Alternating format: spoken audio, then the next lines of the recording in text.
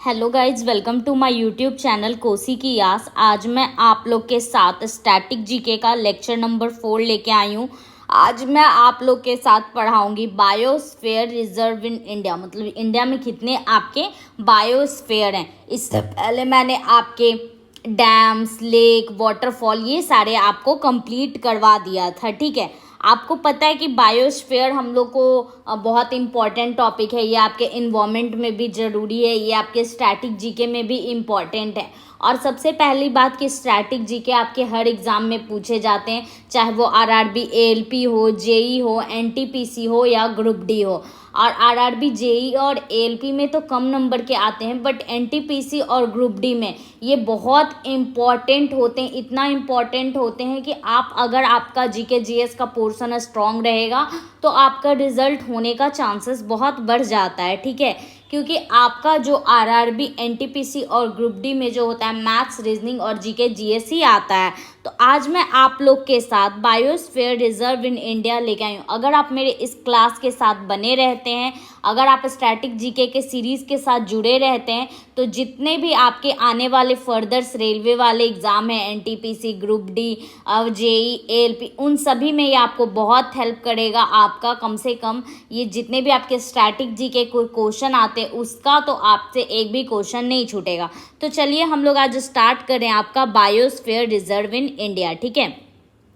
तो सबसे पहले देखिए, यहाँ पे मैंने मैप के थ्रू दिखाया है कि कहाँ कहाँ पे आपका क्या बायोस्फीयर। ये देखिए हिमाचल प्रदेश का है, ये उत्तराखंड का है, फिर ये गुजरात का है, फिर ये मध्य प्रदेश का है, फिर ये आपके छत्तीसगढ़ का है, फिर ये उड़ीसा का है, ये वेस्ट बंगाल का है, ये मेघालय का है, ये असम का है, ये अरुणाचल प्रदेश का है, ये आंध्र प्रदेश का है, ये आपके कर्नाटका, तमिलनाडु और केरला का है, फिर ये केरला का है, फिर ये तमिलनाडु का है। तो ये तो मैप के अकॉर्डिंग हो गया। ये ग्रेट निकोबार का, अंडमान निकोबार और आइलैंड का है। तो इस तरह से मैं आपको यहाँ पे आगे इन सब के बारे में एक एक करके आपको इन्फॉर्मेशन दूंगी। तो सबसे पहले हम जानते हैं कि बायोस्फीयर होता क्या है। बायोस्फीयर का मतलब क्या होता है? तो बायोस्फीयर का मतलब होता है इकोस्फीयर, जहाँ पे इंसान का लाइफ क्या हो, पॉसिबल हो, जहाँ पे इंसान रहते हो, वहाँ पे सराउंडिंग्स हो, इकोसिस्टम्स हो। तो उन चीज़ को हम लोग क्या जानते हैं? Biosphere. Biosphere is also known as ecosphere. Biosphere को ही हम लोग क्या बोलते हैं? इकोस्फीयर। जहाँ पे अर्थ का वो रीजन जहाँ पे क्या करता है, लाइफ एग्जिस्ट करता हो, जीवन हो, और वहाँ पे हम लोग क्या करते हैं? ग्रो करते हैं। क्या करते हैं? ग्रो करते हैं। तो दैट रीजन कॉल्ड बायोस्फीयर। तो क्या बोल रहा है? लिथोस्फेयर। लिथोस्फेयर का मतलब हो गया आपका लैंड, हाइड्रोस्फेयर का मतलब हो गया वाटर, और एटमॉस्फेयर का मतलब हो गया एयर, या फिर आपका जो आपका एयर वाला एरिया है उसको। वहाँ पे उन तीनों का एक नैरो जोन, जैसे ये वाटर, ये एयर और ये लैंड, इन तीनों के बीच का जो एयर होता है, नैरो कॉन्टेक्ट, नैरो जोन, उन्हीं को हम लोग क्या बोलते हैं? बायोस्फीयर बोलते हैं। जहाँ पे आपका नेचुरल वेजिटेशन, विल्ड लाइफ, ये सब क्या करते हैं? एग्जिस्ट करते हैं, ठीक है। बायोस्फीयर जो होता है वो आपको बताता है, इंडिकेट करवाता है लिविंग ऑर्गेनिज्म और इन्वायरमेंट के साथ वहाँ पे कैसा इंट्रैक्शन हो रहा है, चाहे वो ह्यूमंस हो या फिर कोई जानवर हो, उनका इन्वायरमेंट्स के साथ क्या इंट्रैक्शन है, वो कैसे इंट्रैक्ट कहते हैं, कैसे उस पर डिपेंडेंट है, वही सब हम लोग किस में जानते हैं? बायोस्फीयर में जानते हैं। बायोस्फीयर हमको बताता है। बायोस्फीयर जो होता है आपका वो लार्ज क्या है? आपका बायोस्फीयर जो होता है आपका लार्ज इकोसिस्टम होता है, जो कि आपके एबायोटिक और बायोटिक कंपोनेंट से मिलके बना होता है। बायोटिक मतलब होता है आपका लिविंग थिंग्स, और एबायोटिक का मतलब होता है नॉन लिविंग थिंग्स। बायोस्फीयर एक लार्ज इकोसिस्टम होता है, लार्ज स्केल ऑफ इकोसिस्टम होता है, जो कि आपके लिविंग थिंग्स और नॉन लिविंग थिंग के एलिमेंट से मिलके बना हुआ होता है, ठीक है। यहाँ तक कोई दिक्कत आपको? बायोस्फीयर स्काई के कुछ किलोमीटर तक, समुद्र के नीचे तक क्या करता है? ये एग्जिस्ट करता है। क्योंकि आप ज़्यादा ऊपर जाओगे तो आपको वहाँ पे लाइफ नहीं मिलेगी एटमॉस्फेयर में। आप समुद्र के ज़्यादा नीचे भी जाओगे तो आपको लाइफ नहीं मिलेगी। तो ऐसा रीजन जहाँ पे लाइफ पॉसिबल हो, उसी को हम लोग क्या बोलते हैं? बायोस्फीयर बोलते हैं, ठीक है। अब हम बात करते हैं कि बायोस्फीयर का मेन कंपोनेंट क्या होता है। तो बायोस्फीयर का मेन कंपोनेंट आपका लिथोस्फीयर, हाइड्रोस्फीयर, एटमॉस्फेयर, वैसा एरिया जहाँ पे आपका लाइफ क्या हो, पॉसिबल हो, तो दैट्स कॉल्ड क्या, बायोस्फीयर। तो उसी को हम लोग क्या बोलते हैं, बायोस्फीयर। लिथोस्फीयर मतलब लैंड, हाइड्रोस्फीयर मतलब वाटर, और एटमॉस्फेयर मतलब एयर। यहाँ तक कोई दिक्कत आप लोग को समझने में? अब हम बात करते हैं, ये तो हम जाने बायोस्फीयर के बारे में। अब हम बात करते हैं बायोस्फीयर रिजर्व क्या होता है, क्योंकि इंडिया में हम लोग को पढ़ना है कितना बायोस्फीयर रिजर्व है। तो बायोस्फीयर रिजर्व क्या है, एक साइट्स है, एक जगह है जो कि कंट्री द्वारा क्या किया जाता है, इस्टेब्लिश किया जाता है, या कभी कभी इंटरनेशनली भी इसको डेजिग्नेट किया जाता है। किसके द्वारा, यूनेस्को के द्वारा। यूनेस्को का फुल फॉर्म क्या होता है, United Nation Educational Scientific and Cultural Organization. कभी कंट्री क्या करती है, उस साइट्स को इस्टेब्लिश करती है बायोस्फीयर रिजर्व को, या फिर यूनेस्को उसको क्या करता है, डेजिग्नेट करता है, उसको अपना नाम देता है कि हाँ ये यूनेस्को में आपका क्या है, इंक्लूडेड है। फॉर क्या करने के लिए, तो ये बताता है आपका natural cultural landscape expanding all over year of area, terrestrial हो सकता है, कोस्टल हो सकता है, मेरीन हो सकता है, या कॉम्बिनेशन ऑफ बोथ हो सकता है। ठीक है। बायोस्फीयर रिजर्व जो है वो बैलेंस बनाने का काम करता है इकोनॉमिक्स और सोशल डेवलपमेंट के बीच में, और कल्चरल वैल्यू के बीच में, नेचर में। ठीक है, मतलब वहाँ पे आपके ह्यूमन बींग्स भी चाहिए, नेचर भी चाहिए, उन दोनों के बीच में क्या बताता है, एक कोरिलेशन या इंट्रैक्शन करवाता है। ठीक है। बायोस्फीयर रिजर्व जो होता है वैसा स्पेशल इन्वायरमेंट होता है जहाँ पे पीपल और नेचर, या फिर जहाँ पे ये पता चलता है कि आपका ह्यूमन बींग्स नेचर के साथ कैसे को एग्जिस्ट करता है, कैसे एक दूसरे का क्या करता है, रिस्पेक्ट करता है। ठीक है, यहाँ तक कोई दिक्कत? अब हम बात करते हैं बायोस्फीयर रिजर्व का एम क्या है, फंक्शन क्या है। तो बायोस्फीयर का जो एम होता है, लक्ष्य होता है, वो क्या करता है, बैलेंस रिलेशनशिप बनाता है मैनकाइंड और नेचर के बीच में। मतलब ह्यूमंस इंट्रैक्शन और नेचर के बीच में क्या बनाता है, एक अच्छा वाला रिलेशनशिप को बैलेंस करता है, क्रिएट करता है, जिससे ना ह्यूमंस को प्रॉब्लम हो, ना नेचर को कोई अफेक्ट हो। ठीक है। इसका फंक्शन क्या है, तो इसका बहुत सारा फंक्शन है। पहले तो कंजर्वेशन का काम करेगा, आपके बायोडाइवर्सिटी, कल्चरल डाइवर्सिटी को कंजर्व्ड करने का काम करता है।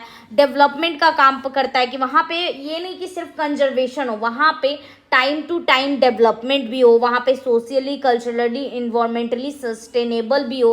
तो ये आपका कौन काम करता है, बायोस्फीयर रिजर्व का ये क्या है, फंक्शन है। ठीक है। लॉजिस्टिक भी करता है, डेवलपमेंट वहाँ पे सपोर्ट होता है, एजुकेशन प्रोवाइड किया जाता है, रिसर्च करवाया जाता है, ट्रेनिंग दिया जाता है, ताकि आप कैसे एक नेचर को और अपने इंट्रैक्शंस को क्या कर सको, बैलेंस कर से रखो, जिससे आप दोनों का रिस्पेक्ट कर सको, कोई भी चीज़ को आप एक्स्ट्रा यूज़ ना करो, वायलेशन वगैरह ना हो। ठीक है। बायोस्फीयर रिजर्व का 3 जोन होता है, core zone, buffer zone, transition zone. ये जो सबसे बीच वाला जोन है इसको हम लोग बोलते हैं कोर जोन, फिर ये वाला जो जोन है इसको हम लोग बोलते हैं बफर जोन, और जो सबसे लास्ट वाला जोन दिख रहा है ये होता है आपका ट्रांजिशन जोन। ठीक है।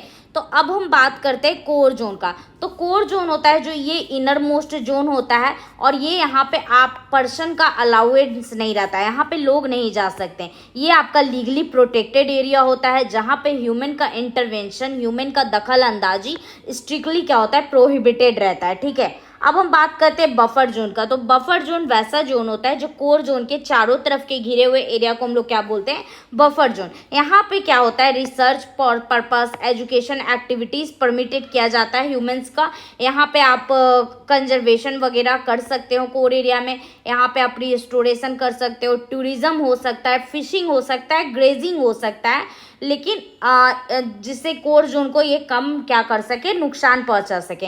यहाँ पे ह्यूमन एक्टिविटीज लेस होता है as compared to transition zone. Transition zone में ज़्यादा ह्यूमन एक्टिविटीज होता है, बफर जोन में थोड़ा कम होता है, और कोर जोन में बिल्कुल नहीं होता है। तो ये बात आप लोग याद रखिएगा।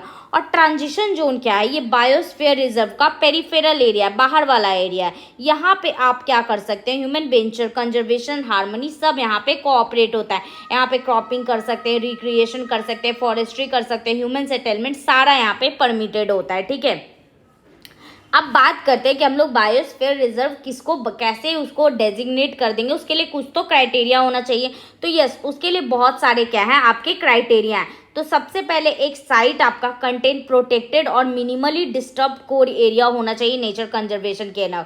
मतलब वैसा एरिया जहाँ का कोर एरिया क्या हो, मिनिमली डिस्टर्बेड, मतलब वो डिस्टर्बेंस ना हो, प्रोटेक्टेड हो, वहाँ पे नेचर का कंजर्वेशन होना जरूरी है। जो कोर एरिया हो वो मस्ट बायोजियोग्राफिकल यूनिट हो, वहाँ पे large number of population sustain करते हो, ऑल ट्रॉफिक लेवल्स के लोग वहाँ पे प्रेजेंट हो, चाहे वो प्रोड्यूसर हो, प्राइमरी कंज्यूमर हो, सेकेंडरी कंज्यूमर हो, वहाँ पे सारे आपके एग्जिस्ट करने चाहिए। ठीक है, फिर यहाँ पे लोकल कम्युनिटीज़ और उनके नॉलेज का हम लोग क्या करते हैं, यूज़ करते हैं, किस लिए, ताकि वहाँ पे बायोडाइवर्सिटी का क्या हो सके, प्रिजर्वेशन हो सके। एरिया का potential preservation, traditional tribal rural modes of living, harmonics use of environment, हम लोग वहाँ पे जो लोग रह रहे हैं उनके आइडियाज़ को, उनके नॉलेज को बढ़ाते हैं, ताकि वो वहाँ पे ज़्यादा ध्यान रख सके, वहाँ पे ज़्यादा प्रॉपर वहाँ पे क्या हो, डेवलपमेंट वगैरह हो सके। ठीक है, डेवलपमेंट इन द फील्ड, ये नहीं कि हम नेचर को नुकसान पहुंचाएंगे, डेवलपमेंट के हम लोग दोनों के साथ एक बैलेंस वाला रिलेशनशिप बना के चलें। ठीक है, अब हम बात करते हैं man biosphere reservation programme of by UNESCO.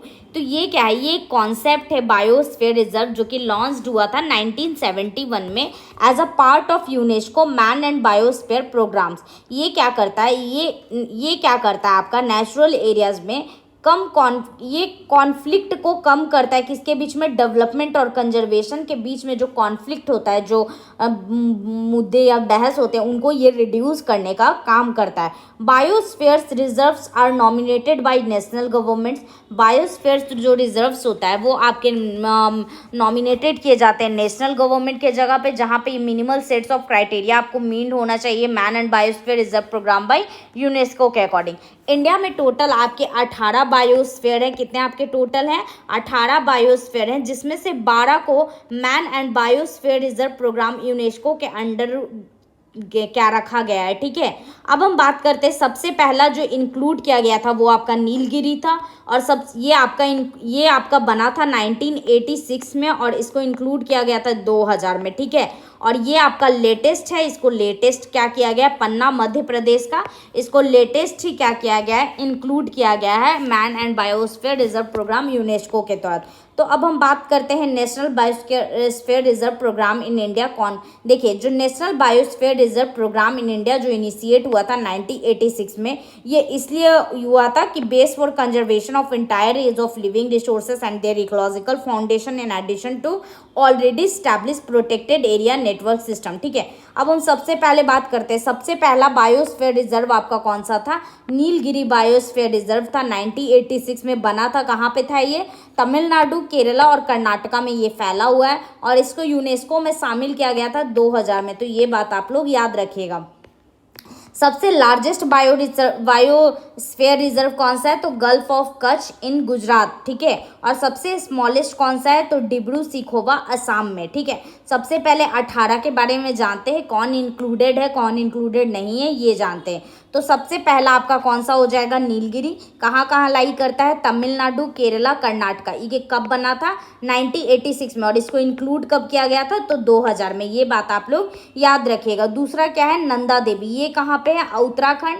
ये कब बना था, 1988 में। एक पहला का याद रखिए और एक लेटेस्ट वाला का याद रखिए, बाकी का डेट याद करने का आपको जरूरत नहीं है, बट मैं यहाँ पे बता दे रही हूँ। इसको भी इंक्लूड किया गया है। फिर नोकरेक, ये मेघालय में है, इसको भी इंक्लूड किया गया। फिर ग्रेट निकोबार, ये अंडमान निकोबार आइलैंड में है, इसको भी इंक्लूड किया गया यूनेस्को के द्वारा। फिर गल्फ ऑफ मन्नार, ये तमिलनाडु में है, इसको भी क्या किया गया है, इंक्लूड किया गया है। मानस असम का है, इसको इंक्लूड नहीं किया गया यूनेस्को के द्वारा। फिर सुंदरवन वेस्ट बंगाल में है, इसको भी आपको इंक्लूड किया गया है। सिम्पलीपल उड़ीसा में है, इसको भी इंक्लूड किया गया। फिर डिब्रू सेखावा असम में है, इसको इंक्लूड नहीं किया गया। फिर देहांग दिवांग अरुणाचल प्रदेश में, इसको भी इंक्लूड नहीं किया गया। फिर पचमढ़ी मध्य प्रदेश में भी, इसको भी इंक्लूड किया गया। कंचनजंगा सिक्किम में है, इसको भी इंक्लूड किया गया। फिर अगस्त्यामलाई केरला और तमिलनाडु में है, इसको भी इंक्लूड किया गया। फिर अच्छा अमरकंटक, ये एमपी और छत्तीसगढ़ में लाई करता है, इसको भी इंक्लूड किया गया। तो देखिए 12 जिसको इंक्लूड किया गया उसको मत याद कीजिए, जिसको नहीं इंक्लूड किया गया उसको याद कीजिए। ठीक है, तो आपको क्या हो जाएगा, ये पता चल जाएगा कौन इंक्लूडेड है कौन इंक्लूडेड नहीं है। 18 में कच्छ गुजरात में है, इसको इंक्लूड नहीं किया गया है, और ये सबसे बड़ा लार्जेस्ट बायोस्फीयर रिजर्व है इंडिया का, ये अभी मैंने बताया था।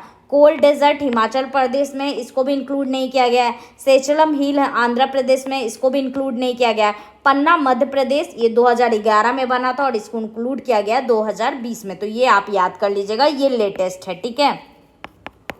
अब हम बात करते हैं नीलगिरी का। तो नीलगिरी बायोस्फीयर रिजर्व कहाँ कहाँ है? तमिलनाडु, कर्नाटका और केरला में। कहाँ कहाँ है आपका? तमिलनाडु, कर्नाटका और केरला में। कब इसको बनाया गया था? सबसे पहले 1986 में सबसे पहला बायोस्फीयर रिजर्व इन इंडिया है। इसको यूनेस्को में शामिल किया गया था 2000 में, सॉरी। और ये आपका बायोस्फीयर रिजर्व में 2000 में आपका यूनेस्को द्वारा डेजिग्नेटेड है, ठीक है। ये यहाँ पे दिखा रहा है नीलगिरी बायोस्फीयर का, ये कोर जोन है, ये उसका मैनिपुलेशन जोन है, ये मैनिपुलेशन टूरिज्म का है, ये रिस्टोरेशन जोन है, ठीक है। अब हम बात करते हैं, इसमें कुछ कुछ प्रोटेक्टेड एरियाज आते हैं। बायोस्फीयर इतने बड़े होते हैं कुछ कुछ कि इसमें बहुत सारे wild life century, national park वगैरह वगैरह सब आ जाते हैं। तो इसमें कौन कौन से एरिया प्रोटेक्टेड है? मुड्डू मलाई वाइल्ड लाइफ सेंचुरी इसके अंदर आता है, ये एक टाइगर रिजर्व है, ये तमिलनाडु में है। वयनाड वाइल्ड लाइफ सेंचुरी, ये केरला में आता है, इस भी इसके अंदर है। बांदीपुर नेशनल पार्क, ये भी एक तरह का टाइगर रिजर्व है, ये कर्नाटका में आता है। नागरहोल नेशनल पार्क, ये ऑल्सो टाइगर रिजर्व है, ये भी कर्नाटका में आता है। मुकुर्ती नेशनल पार्क, ये भी आपका कर्नाटका में आता है। साइलेंट वैली केरला में आता है। ये सब इनके प्रोटेक्टेड एरियाज हैं। अब नीलगिरी बायोस्फीयर रिजर्व पे कौन कौन से बायोडाइवर्सिटी हैं जो पाए जाते हैं? तो आपका नीलगिरी ताहर, नीलगिरी लंगूर, लॉयन टेल्ड मैकॉय। ये पूछता है आपके एग्जाम में कि लॉयन टेल्ड मैकॉल आपके किस बायोस्फीयर रिजर्व से रिलेट करते हैं? तो ये आपके नीलगिरी बायोस्फीयर रिजर्व से रिलेट करते हैं। इसमें कौन कौन सा नदी बहता है? भवानी, मोयर, काबिनी। काबिनी क्या है? कावेरी का ट्रिब्यूट है। चालियार, पूनम, पूजा। तो आप कुछ कुछ इंपॉर्टेंट नदी याद कीजिएगा, बाकी आपके लिए उतना इंपॉर्टेंट नहीं है। देखिए ये आपका क्या है? लॉयन टेल मकाऊ है, इसका बारे में पूछता है। इसका जो पूंछ है वो कैसा है? शेर की तरह है, ठीक है। फिर ये आपका कौन सा हो गया? ये नीलगिरी ताहर हो गया और ये नीलगिरी लंगूर हो गया, ठीक है। अब बात करते हैं हम नंदा देवी बिहार उत्तराखंड। नंदा देवी बायोस्फीयर रिजर्व उत्तराखंड में 1988 में बना था। ये भी यूनेस्को द्वारा शामिल किया गया है। इसमें जो रिवर निकलता है वो ऋषि गंगा है, ठीक है। इसमें जो प्रोटेक्टेड एरिया है वो नंदा देवी नेशनल पार्क है और valley of flower national park है। और ये सब कहाँ पे आता है? उत्तराखंड में आता है। इसको भी 2004 में, ये आपको याद करने का ज़रूरत नहीं है, बस आप याद कीजिए कि ये इंक्लूडेड है कि नहीं है। नंदा देवी बायोस्फीयर रिजर्व जो है वो बायोडाइवर्सिटी, इसमें जो endangered mammal special snow leopard, Himalayan black beer, brown bear, musk deer, state animal of Uttarakhand भी है मस्क डियर आपका, भराल, ब्लू सीप, ये सब इसके अंदर आते हैं, ठीक है। ये देखिए स्नो लेपर्ड। फिर अब बात करते हैं नॉकरेक बायोस्फीयर रिजर्व मेघालय में। इसका लोकेशन कहाँ है? तुरा रेंज में, गारो हिल्स पे, मेघालय में। नोकरेक जो है हाईएस्ट पीक है गारो हिल्स का, ये बात याद रखिएगा। इसमें जो आपका रिवर है वो गानोल, दारेंग, सिमसांग है। 90% जो रिजर्व है इसका एवरग्रीन फॉरेस्ट से क्या है? कवर्ड है, ठीक है। इसमें जो प्रोटेक्टेड एरिया कौन सा है आपका? नोकरेक नेशनल पार्क, इसको भी यूनेस्को द्वारा इंक्लूड किया गया है। अब नोकरेक बायोस्फीयर रिजर्व में कौन कौन सा आता है आपका? Asian elephant, giant flying squirrel, ठीक है, ये स्क्वायरल है, देखिए ये उड़ने वाला स्क्वायरल है। पिग टेल्ड मैकॉय, इसका जो पूंछ होता है वो सुअर की तरह होता है। हुलुक गिबन्स, ये फिर मोस्ट इंडेंजर्ड एप्स इन इंडिया है हुलुक गिबन्स, जो कि गायब होने वाले हैं, ठीक है। अब बात करते हैं हम लोग ग्रेट निकोबार बायोस्फीयर रिजर्व का, जो कि कहाँ है? अंडमान एंड निकोबार में। ये southern most island Andaman Nicobar में ये लाई करते हैं। इनका जो 85% है वो ग्रेट निकोबार में है। ये आपका ये भी यूनेस्को द्वारा शामिल किया गया था। इसका जो प्रोटेक्टेड एरियाज है वो कॉन्पेल बे नेशनल पार्क है और गैलहेतिया नेशनल पार्क है, ठीक है। इसमें जो आपके जो जानवर आते हैं वो Nicobar long tailed macaque, Nicobar scrub fowl, Nicobar tree shrew, salt water crocodile, ये आपका इंपॉर्टेंट है। और एडिबल नेस्ट रिफ्लेट, ये आपका इंपॉर्टेंट है, क्योंकि देखिए इससे तो आप पता चल जाएगा कि ये निकोबार में ही, लेकिन इस नाम से आपको नहीं पता चलेगा कि ये किस में आता है। अब हम बात करते हैं गल्फ ऑफ मन्नार का। ये आपका तमिलनाडु में और ये first marine biosphere reserve in India है, ठीक है। ये पानी में आपका बायोस्फीयर है। A part of Laccadive sea in the Indian Ocean with the last depth of 5.8 metre, मतलब 19 फीट ये डेप्थ में है, ठीक है। द मालावत्तु ओया श्रीलंका रिवर है, और इस्ट्रुइस थिम्बपानी रिवर, और इसमें विपाड रिवर क्या करता है, फ्लो करता है। इसमें जो प्रोटेक्टेड एरिया आपको गल्फ ऑफ मन्नार, इसमें मरीन नेशनल पार्क है, ये भी यूनेस्को द्वारा शामिल किया गया था। इसमें आपका सी काऊ आता है, इसी को हम लोग डुगोंग बोलते हैं, सी एनिमोम आता है, सी ककम्बर आता है और सी टर्टल आता है। ठीक है, अब बात करते हैं मानास बायोस्फीयर रिजर्व बायोडाइवर्सिटी का। ये आपके आसाम में है। ठीक है, इसमें आपका कौन कौन सा आता है, तो रूफटेड टर्टल, हिस्पी डेयर, गोल्डन लंगूर और पिगमैग होग। ठीक है, देखिए ये पिगमैग होग, असम रूफटेड टर्टल, हिस्पी डेयर, गोल्डन लंगूर और वाटर बफेलो। ठीक है, ये आपके आसाम में आता है।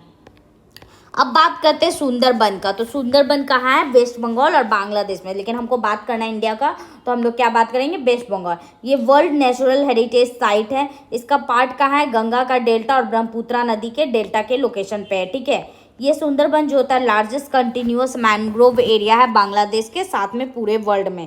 ये हुगली रिवर से वेस्ट बंगाल में और बालेश्वर रिवर से बांग्लादेश में पूरा फैला हुआ है। ठीक है, अब बात करते हैं इसमें क्या क्या पाया जाता है, तो रॉयल बंगाल टाइगर। ठीक है, ये बात याद रखिएगा। अब प्रोटेक्टेड एरियाज के बारे में बात करेंगे, तो इसमें जो है सुंदरबन नेशनल पार्क आ गया, या टाइगर रिजर्व आ गया, Sajnekhali wild life sanctuary, Lothian wild sanctuary, Haliday wild life sanctuary, ये सब आता है। ठीक है, यूनेस्को द्वारा इसको भी शामिल किया गया था। अब हम बात करते हैं सिम्पलीपाल ओडिशा का। 1994 में इसका लोकेशन है मयूरभंज डिस्ट्रिक्ट ओडिशा में। इसका प्रोटेक्टेड एरिया है मयूरभंज का एलिफेंट रिजर्व, सिम्पलीपाल का टाइगर रिजर्व, हडगर का वाइल्ड लाइफ सेंचुरी और कुलडिहा का वाइल्ड लाइफ सेंचुरी। ठीक है, पार्ट ऑफ इसको भी यूनेस्को में शामिल किया गया है। और ये आपका biosphere has the largest zone of साल इन इंडिया, और इसमें आपका साल का पेड़ सबसे ज़्यादा पाया जाता है यहाँ पे। सिम्पलीपाल बायो रिजर्व में आपका बंगाल का टाइगर, एशियन एलिफेंट, गौर, चौसिंघा, चार सिंग वाला, ये सब पाए जाते हैं। ठीक है, अब बात करते हैं डिब्रू सैखोवा असम। ये आपका सबसे स्मॉलेस्ट बायोस्फीयर रिजर्व है। ये आसाम में पड़ता है, डिब्रूगढ़ और तिनसुकिया डिस्ट्रिक्ट में। ये आपका ब्रह्मपुत्रा और लोहित रिवर से क्या है, बाउंडेड है। ठीक है, largest salix swamp forest in northern eastern India है, मतलब ये दलदली वाला एरिया है। और इसमें ट्रॉपिकल मानसून क्लाइमेट, हॉट और वेट समर और कूल में यूजुअली रहता है। ठीक है, डिब्रू सैखोवा में आपका कौन कौन सा आता है, white winged wood duck, water buffalo, black breasted parrot bill, capped langur, ये सब पाए जाते हैं। अब बात करते हैं दिहांग दिबांग बायोस्फीयर रिजर्व में। ये आपके अरुणाचल प्रदेश में, ये 1998 में बना था। इसका लोकेशन है west Siang, upper Siang and Dibang valley of Arunachal Pradesh. ठीक है, इसमें प्रोटेक्टेड एरिया आपका मौलिंग नेशनल पार्क और Dibang wild life century. One of the world biodiversity, ये हॉटस्पॉट है। दिहांग रिवर्स में आपका मिस्किन ताकिन, रेड गोल, मस्क डियर, देखिए मस्क डियर, रेड पांडा, गोंगसन मूनस्टैक, ये सब पाया जाता है। इसका जो प्रोटेक्टेड एरिया आपका, फिर अब बात करते हैं पंचमढ़ी बायोस्फीयर रिजर्व मध्य प्रदेश में, 1999 में बनाया गया था। इसका लोकेशन है मध्य प्रदेश का सत्यपुरा रेंज, सतपुरा माउंटेन्स के अक्रॉस में ये वेस्ट से ईस्ट क्या होता है, फैला हुआ है पचमढ़ी सेंट्रल में। ठीक है, इसका प्रोटेक्टिव एरिया है बोरी सेंचुरी, फिर आपका पंचमढ़ी सेंचुरी और सतपुरा नेशनल पार्क। इसको भी यूनेस्को द्वारा शामिल किया गया है। इसमें जो इंजेंडर्ड आपके एनिमल है वो जायंट स्क्वायरल, स्प्लोरेनिस चीला, मतलब कि वैसा ईगल जो सांप को क्या करता है, खाता है। अब बात करते हैं कंचनजंगा बायोस्फीयर रिजर्व का। ठीक है, ये आपका सिक्किम में लोकेटेड है। इसका ये 2016 वर्ल्ड हेरिटेज साइट्स में इसको भी इंक्लूड किया गया था। ठीक है, और ये आपका this site is one of the world's 34 biodiversity hotspot है।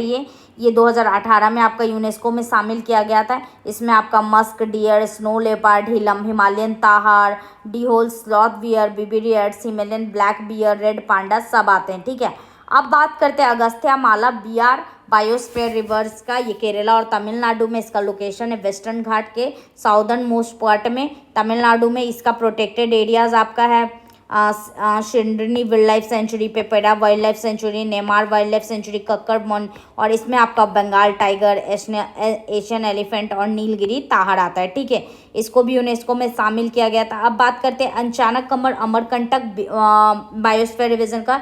ये मध्य प्रदेश और छत्तीसगढ़ में है। ये बिलासपुर डिस्ट्रिक्ट छत्तीसगढ़ का और मध्य प्रदेश में अनूपपुर और डिंडौरी में पड़ता है। इसका जो प्रोटेक्टेड एरिया है चाकर wild life century, four horned anti, इसमें जो आपके फौना पाए जाते हैं, जो एनिमल्स पाए जाते हैं, four horned antelope, Indian wild dog, sarus crane, Asian whiteback vulture, सैक ग्रुप, बुश फ्रॉग, ये सब पाए जाते हैं। ठीक है, अब बात करते हैं कच्छ बायोस्फीयर का। इसका लोकेशन है कच्छ में, गुजरात में ये पड़ता है, पाटन डिस्ट्रिक्ट में, सुरेंद्र नगर में। ठीक है, और ये आपका सबसे बड़ा बायोस्फीयर रिजर्व है इंडिया का। ठीक है, इसमें हम लोग लिटिल रैन और ग्रेट रैन को प्रोटेक्ट करने के लिए बनाया जाता है। इसमें आपका आता है कच्छ डिजर्ट सेंचुरी, जिसको हम लोग फ्लैमिंगो सिटी भी बोलते हैं, वाइल्डलेस एंड सेंचुरी है, लार्जेस्ट बायोस्फीयर इन इंडिया। ठीक है, अब बात करते हैं इसमें, देखिए ये आपका इंडियन वाइल्ड एस है और ये फ्लेमिंगो है। इसकी को बचाने के लिए हम लोग कच्छ बायोस्फीयर रिजर्व क्या किए थे, ये आपका यूनेस्को में शामिल नहीं है। अब बात करते हैं कोल्ड डेजर्ट बायोस्फीयर रिजर्व। ये आपका हिमाचल प्रदेश में,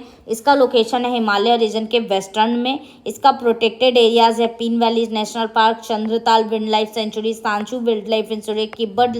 इसमें जो आपके आते हैं फौना वो आते हैं आपके स्नो लेओपार्ड। ठीक है, फिर अब बात करते हैं हम सेचलम hills biosphere reserve Andhra Pradesh का। ये आपका सेचलम हिल्स के साउदर्न ईस्टर्न घाट में है। ये आपका चित्तौड़ और कपाड़िया डिस्ट्रिक्ट आंध्र प्रदेश के रेंज को कवर करता है। इसमें सिलेंडर लॉरिस इस तरह के जानवर पाए जाते हैं, इस तरह के फौना पाए जाते हैं। अब हम बात करते हैं आपका लेटेस्ट वाला पन्ना बायोस्फीयर रिजर्व। ये आपका मध्य प्रदेश में, इसको 2011 में बनाया गया था। इसका लोकेशन है Vindhya mountain range in Panna and Chhatarpur district of Madhya Pradesh. इसमें एक नदी बहती है केन रिवर, जो कि यमुना का क्या है, ट्रिब्यूटरी है। ठीक है, और ये आपका क्या है, केन बेतवा रिवर, इस पे एक इंटरलिंकिंग प्रोजेक्ट भी बनाया जा रहा है। इसमें जो प्रोटेक्टेड एरिया है आपका पन्ना नेशनल पार्क और केन घड़ियाल वाइल्ड लाइफ सेंचुरी है। ठीक है, इसको भी यूनेस्को में शामिल किया गया है 2020 में, इसलिए लेटेस्ट है। इसमें आपका टाइगर, लियोपार्ड, चैताल, चिंकारा, नीलगाय, सांबर, स्लॉथ बियर वगैरह पाए जाते हैं। तो आपका यहाँ पे बायोस्फीयर रिजर्व इंडिया कंप्लीट हुआ। अब मैं आपके साथ नेक्स्ट टॉपिक के साथ मिलती हूँ।